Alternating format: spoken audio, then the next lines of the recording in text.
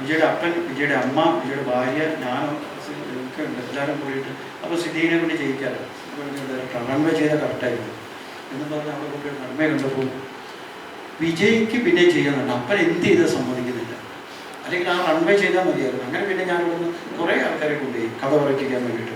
തമിഴിൽ ഇപ്പം പറഞ്ഞ ചേരൻ അഡ്വാൻസ് കൊടുത്തു, മഹാരാജൻ അഡ്വാൻസ് കൊടുത്തു, SJ സൂര്യക്ക് അഡ്വാൻസ് കൊടുത്തു. ഈ വിജയ് ഓരോന്ന് ഇന്ന സാർ അന്ത ഡയറക്ടർ ഓക്കെ, SJ സൂര്യ വന്നിട്ട് കഥ പറഞ്ഞു, ഇഷ്ടപ്പെട്ടില്ല. മഹാരാജൻ വന്നൊരു കഥ പറഞ്ഞു, എന്നൊക്കെ അവർക്ക് കടങ്ങിയ ഡയറക്ടർ. ചേരൻ്റെ കൂടെ നിന്ന് ചേരൻ വന്ന് ഇഷ്ടപ്പെട്ടു. അവസാനം ഞാൻ പറഞ്ഞു, വിജയ് സാർ നീങ്ങളെ ഒരു ഡയറക്ടർ കൊടുക്കും, ഞാൻ പ്രൊഡ്യൂസ് பண்ணிக்கிறேன், ഉങ്ക ഇഷ്ടത്തിൽ നിന്ന്. അപ്പടിയാ ഓക്കെ. അങ്ങനെ പറഞ്ഞ് പുള്ളി കൊണ്ടുവന്നതാണ് ഭരതൻ എന്ന് പറയുന്ന തെലുങ്കിൽ ബംഗാരം ചെയ്ത ഒരു എൻ്റെ റൈറ്ററായിരുന്നു, അയാളെ ഡയറക്ടറാക്കി. അങ്ങനെ വന്ന പടമാണ് ഈ അഴകിയ തമിഴ്. അഴകിയ തമിഴ് ചെയ്യുമ്പോൾ എനിക്ക് ഡേറ്റൊക്കെ തന്നു. അതിലൊന്നും കുഴപ്പമില്ല, എപ്പോൾ തന്നാലും നീലാകര വീട്ടിൽ വിജയനെ ചെന്നാൽ കാണാൻ കുഴപ്പമില്ല, വളരെ ഫ്രണ്ട്ലിയാണ്. പുള്ളിയുടെ മാനേജർ രാജേന്ദ്രൻ ഒന്ന് വിളിച്ചു പറഞ്ഞാൽ കാണാൻ പറ്റും ചെല്ലാൻ. വിജയ് ഡേറ്റ് എല്ലാം ഓക്കെ ആക്കി, ഷൂട്ടിങ്ങിനെല്ലാം ബാക്കി. ഹീറോയിനെ വേണമെന്ന് പറഞ്ഞു, ശ്രേയാശരൻ വേണമെന്ന് പറഞ്ഞു, ബോംബെയാണ്, 55 ലക്ഷം രൂപ ശരാശരി. അതെല്ലാം ഫിക്സ് ചെയ്ത് കഴിഞ്ഞപ്പോൾ ഷൂട്ടിങ്ങിന് പോകുന്ന ഡേറ്റും ഒക്കെ ചെയ്തു വിജയ്. അപ്പം മ്യൂസിക് ഡയറക്ടറെ മാത്രം ഫിക്സ് ചെയ്തിട്ടില്ല. വിജയ് ഡേറ്റൊക്കെ ഒക്കെ ആയിട്ട് എന്നോട് വളരെ വൈകുന്നേരം വീട്ടിൽ അടുത്തിരുത്തി. ഇപ്പോൾ അതൊക്കെ എൻ്റെ കാലിൽ ഇങ്ങനെ ഭയങ്കര സോഫ്റ്റായിട്ട് വന്നിട്ട് വിജയ് എന്നോട് പറയാം, സാർ ഇത് കറക്റ്റ് കാര്യങ്ങളാണ് ഞാൻ പറയുന്നത്, ഒട്ടും അതിശോക്തിയുണ്ട് സാർ, എനിക്കൊരു ചിന്ന ആശയുണ്ട് സാർ. ചിന്ന ആശ എന്ന് പറഞ്ഞപ്പോൾ തന്നെ എനിക്കൊരു പേടിയായി, ഒന്നെങ്കിൽ ഇത് ഡേറ്റ് തള്ളിപ്പോകില്ലോ ദൈവമേ. കാരണം നമ്മളിതെല്ലാം വെച്ചിട്ട് ഫൈനാൻസും കാര്യങ്ങളൊക്കെ റെഡിയാക്കി വെച്ചിരിക്കുന്നത്, നടന്നിട്ടില്ലെങ്കിൽ. കാരണം ഇവിടുന്ന് കുറേ നടക്കാൻ, ഇനി ഏതോ ഡയറക്ടറെ പിടിക്കാനായിരിക്കും പറയുക, അവിടെ കൊണ്ടുപോയി പൈസ കൊടുക്കും. കുറേ പൈസ പോയേ ഡയറക്ടർമാർക്ക് കൊടുത്തിട്ട്.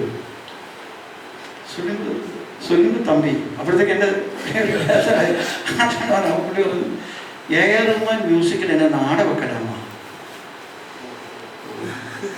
അതായത് ഈ സിനിമയ്ക്ക് AR റഹ്മാനെ മ്യൂസിക് ഡയറക്ടറായിട്ട് ഫിക്സ് ചെയ്യണമെന്നാണ് പറഞ്ഞതിൻ്റെ അർത്ഥം. സിനിമ സ്റ്റൈലിനെ പറയുള്ളൂ, വളരെ ലളിതമായിട്ട് AR റഹ്മാൻ മ്യൂസിക്കിൽ എന്നെ ഒന്ന് ആട വെക്കലാമ. വേറൊരു മ്യൂസിക് ഡയറക്ടറാണെങ്കിൽ നമുക്ക് 10 ലക്ഷം രൂപ മതി. വേറെ ഏത് മ്യൂസിക് ഡയറക്ടർ വന്നിരിക്കുന്ന ഇളരാജ വെക്കാണെന്നാണ്. പക്ഷേ AR റഹ്മാൻ എന്ന് പറഞ്ഞാൽ പ്രശ്നം അതല്ല, നമുക്ക് പൈസ എവിടെയെങ്കിലും കടം വാങ്ങിയാൽ മറുപടി തരും. എത്ര ചോദിച്ചാൽ എനിക്ക് ദേവസാഹിത്യം മദ്രാസിൽ മാറി. പക്ഷേ ഈ ശങ്കറിനും മണിരത്നത്തിനും മാത്രമേ തമിഴിൽ AR റഹ്മാൻ ചെയ്യൂ. ശങ്കർ മണിരത്നം ഹിന്ദിയിൽ വേറെ ചെയ്യും, ഹിന്ദിയിൽ. അപ്പോൾ ഈ ശങ്കറും അല്ല മണിരത്നം, ഇത് ഭരതൻ എന്ന് പറയുന്ന ഒരു ഡയറക്ടറല്ലേ, എങ്ങനെ പോയി ചോദിക്കും? അവർക്ക് ഈ മ്യൂസിക് ഡയറക്ടർ നോക്കുമ്പോൾ മ്യൂസിക് ഡയറക്ടർ ആരും ഒരു ശങ്കർ മണിരത്നം ചെയ്യും, ഒരു ടോപ്പല്ലേ. അപ്പോൾ എനിക്ക് പണ്ട് എനിക്ക് ഇദ്ദേഹത്തിൻ്റെ പേര് ആദ്യം ദിലീപായിരുന്നല്ലോ, ദിലീപ് എന്നാണ് മലയാളി. എനിക്ക് ഇദ്ദേഹത്തിന് ഒരു പാട്ടിന് റീൽക്കാർഡ് ഈ കീബോർഡ് വന്നിട്ട് റീൽക്കാർഡ് വായിക്കാൻ വേണ്ടി ചെറിയൊരു പരിചയമുണ്ട്. അപ്പോൾ അദ്ദേഹത്തിൻ്റെ മാനേജറെ ഫോൺ നമ്പർ എടുത്ത് സ്വാമി എന്ന് പറയുന്നത്, സ്വാമിയുടെ അടുത്ത് പറഞ്ഞിട്ട് ഞങ്ങൾ അപ്പോയിൻറ്റ് മേടിച്ച് വൈകുന്നേരം പോയി കണ്ടപ്പോൾ റഹ്മാൻ എടുത്തില്ല. അയ്യോ എന്നെ ഇവിടെ താങ്ങാൻ முடியாது, എൻ്റെ സാറിന് ഇവിടെ താങ്ങാൻ முடியாது, അതായത് എൻ്റെ ശമ്പളം നിങ്ങൾക്ക് താങ്ങാൻ முடியாது, അത് നടക്കാൻ പറ്റില്ല sir. Mani Ratnam sir, Shankar sir, തമ്മിൽ ഞാൻ വേറെ ആർക്കും ഇല്ല. പുള്ളിനെ നടക്കില്ലാന്ന രീതിയിൽ പറഞ്ഞു. പക്ഷെ എന്നാലും പുള്ളി സാർ സാറിന് പ്രശ്നം പണ വേണ്ട സാർ, ഞാൻ തരണം ഇത്. അങ്ങനെ ഞാൻ കുറച്ച് എൻ്റെതായ ഭവ്യതയൊക്കെ എന്തൊക്കെയോ പറഞ്ഞു നോക്കിക്കും. അപ്പോൾ അയാൾ പണലാന്നുള്ള രീതിയിലാക്കി. അങ്ങനെ പറഞ്ഞ് ശമ്പളം ഹിന്ദിയിൽ എന്തായാലും 2 കോടിയാണ് മേടിക്കുന്നത്. അപ്പം എൻ്റെ ശമ്പളം എவ்வளோ നിങ്ങൾക്ക് தெரியுமாന്ന് അത് കഴിഞ്ഞപ്പോൾ അദ്ദേഹം പറഞ്ഞു 2 കോടി. സാർ അത് ഹിന്ദിയല്ലേ സാർ, ഹിന്ദിയല്ലേ തമിഴ്. അങ്ങനെ പറഞ്ഞ് അദ്ദേഹം രൂപയ്ക്ക് ചെയ്തു തന്നു.